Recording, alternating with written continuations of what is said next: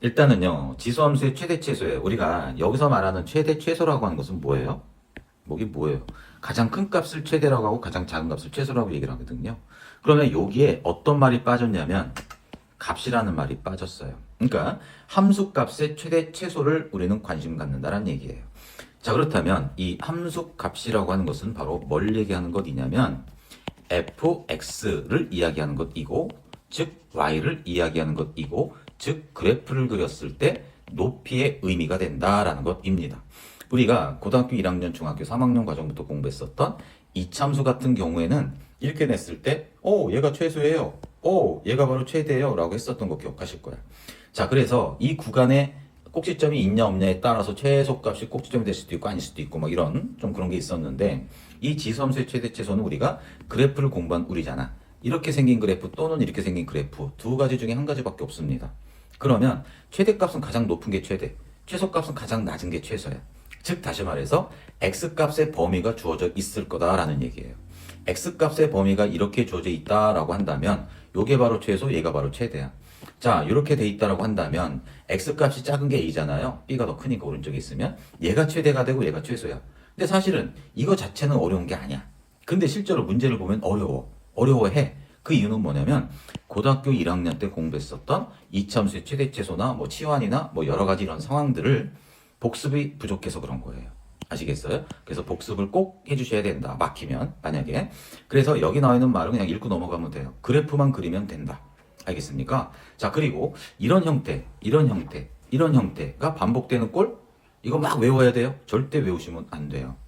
물론 외워지게끔 열심히 노력하는 것하고 얘를 막 억지로 외워서 문제 적용하려고 낑낑대는 것하고는 완전히 다른 개념이에요.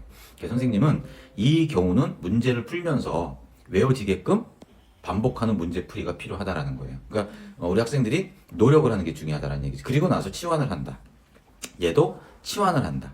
근데 우리가 항상 주의해야 될 사항이 하나 있는데, 치환이라고 하는 것을 하잖아요. 치환을 하면 항상 범위가 나온다라고 하는 것입니다. 이 범위가 어떻게 되냐? 범위에 따라서 답이 완전 달라질 수 있거든요. 자, 무슨 말씀이냐? a의 x제곱이 있고요. 더하기 a의 마이너스 x제곱을 t라고 치환을 했다고 치세요. 자, 그렇다면 우리 혹시 산술, 기하, 평균이라고 들어보셨나요? 들어보셨죠? 산술, 기하, 평균이 뭐였었더라? a 더하기 b는요 2로 나눠서 이게 산술 평균이고요. 그거나 같다. 뭐보다? 루트 ab보다. 근데 여기에는 조건이 뭐가 있었죠? 양수 조건이 있었습니다. 맞습니까? 교과서에는요. 자, 물론 이제 등호가 들어가도 상관은 없어요. 어차피 0 되면 어차피 얘도 0이니까 등호 성립한단 말이죠.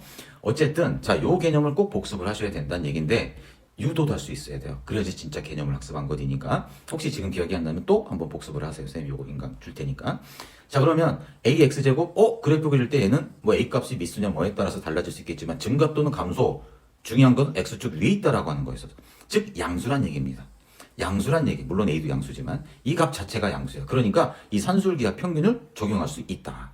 그래서 a의 x제곱 더하기 a의 마이너스 x제곱은 양변 2를 쫙 곱해주니까 2 루트 ab, 맞아요? ab 이렇게 말이죠.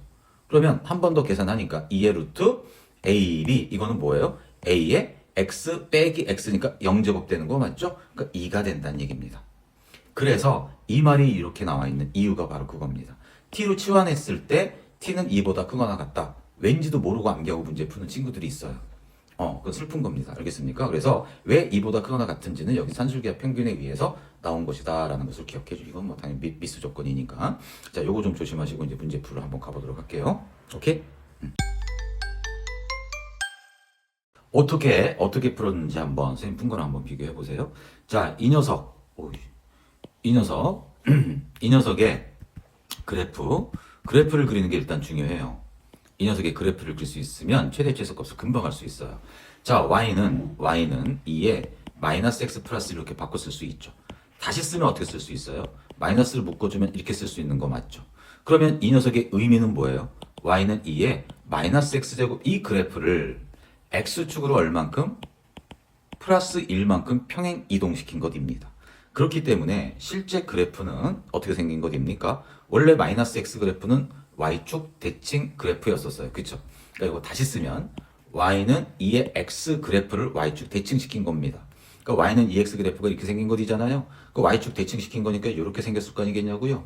맞죠? 그럼 이 녀석을 또 x축으로 1만큼 평행이동 시켰어요.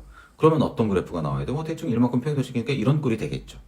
이해되셨죠? 그래서 이 그래프였을 때 자, x값의 범위가 마이너스 1에서부터 2까지라고 나와 있습니다. 마이너스 1은 여기 어디 있을 것이고요. 2는 뭐 여기 있다고 쳐요. 아, 마이너스를 대입했을 때가 최대가 되겠네. 2 대입했을 때가 최소가 되겠네. 라고 이제 대입해서 계산하면 되는 건데, 에이, 선생님, 뭐 이렇게 그래프를 그려요? 그냥 x에다 마이너스를 대입하고 2 대입해서 큰 게 최대, 작은 게 최소 아닐까요?